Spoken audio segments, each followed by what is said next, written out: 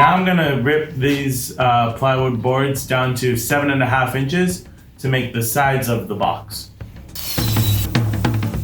Now I'm cutting the top, bottom, and shelf for each of the nightstands.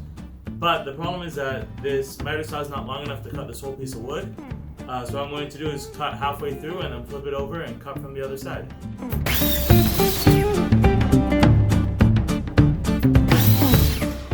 Measure and cut planks at 19.5 inches and 15.5 inches to make the side panels and front panels.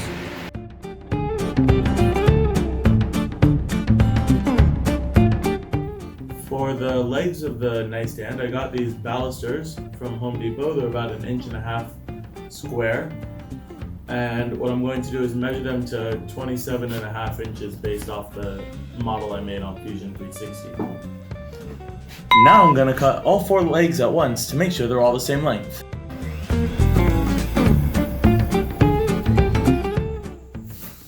Now I'm going to use one of the pieces from one of the legs in order to trace out the corners of the shelves that the legs are going to go through, and then I'll cut them out with a jigsaw.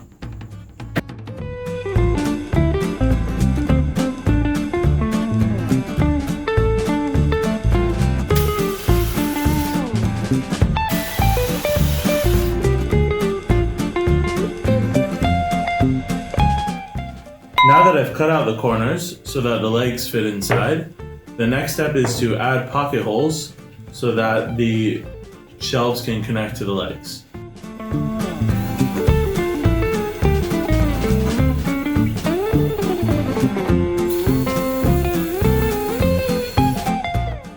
Originally I was going to use pocket holes to connect this side piece to this leg, but what I found is that every time I try to use pocket holes on this thin material, they poke out the front, unless I were to put the pocket holes on the outside face, but that wouldn't look very good.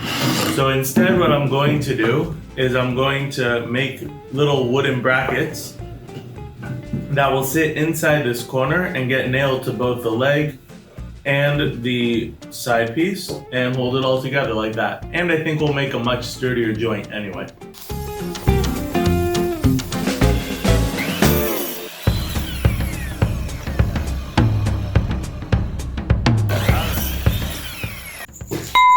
Now that I've drilled all the holes, I'm going to do some light sanding just to smooth everything out, because it will be hard to get to the corners after the whole thing's assembled.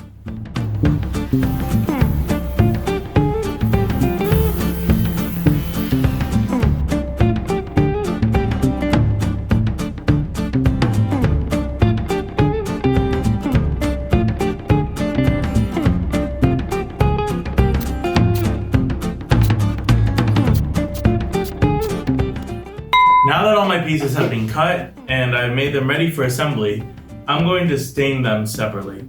Usually I would stain after I complete the project, but because there's going to be 2 different colors and because there's going to be a lot of hard to reach places, I decided to stain first, and then I can touch up any places I need after I've assembled it.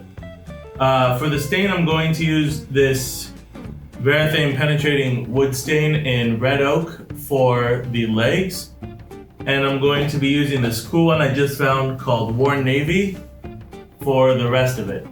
These might not be normal colors you would choose for any project you're trying to sell, but they work because they match the colors of my room perfectly. That's the beauty, I think, of building something yourself. You can go and buy something at the store, but it's not going to perfectly match what you have in mind. By building it, you get to choose your own colors and match your own spaces. So here we go.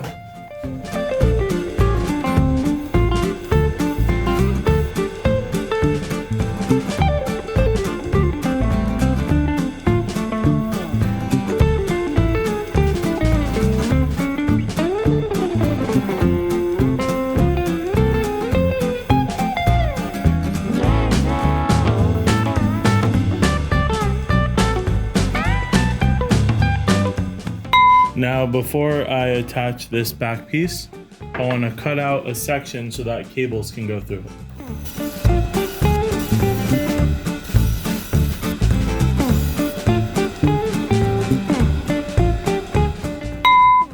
all the pieces are dry, I'm going to start assembling. First, I'm going to connect the legs to these side pieces, and then once I have several sets of legs like this, I will connect them together one more time to make the full box. So as you can see, I just sanded down all the areas with glue, a little glue on there. Just gonna nail it.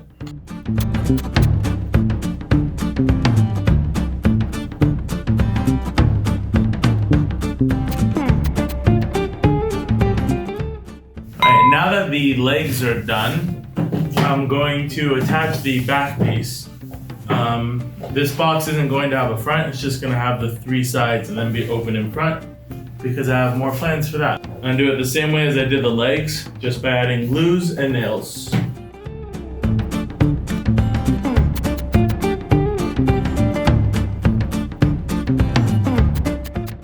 Now that I have the 3 sides, I can add the base of the box using some pocket holes.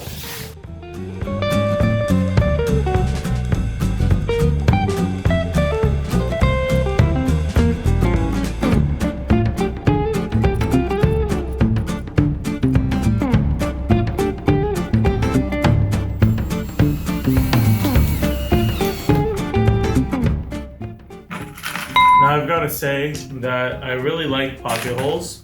I've used them on a lot of projects. However, I've had a really tough time doing pocket holes on this 1/2-inch ply. So if I were to do this over again, I probably wouldn't do pocket holes. I would do some other sort of joint, or I would have used 3/4-inch ply for the shelves.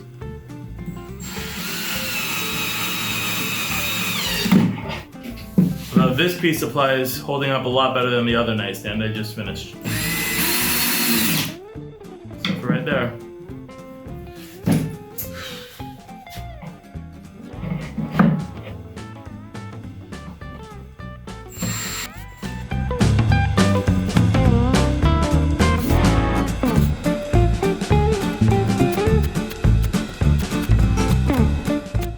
I'm going to add this bottom shelf the same way I added this shelf, with the exception of I put in these temporary supports at 13 inches because that's how tall I know I want my shelf to be from the bottom of the box, because that's how tall the basket is that's going underneath. Finally, we are at the last step, which is to just add the top. For this, again, I'm just going to use some brad nails.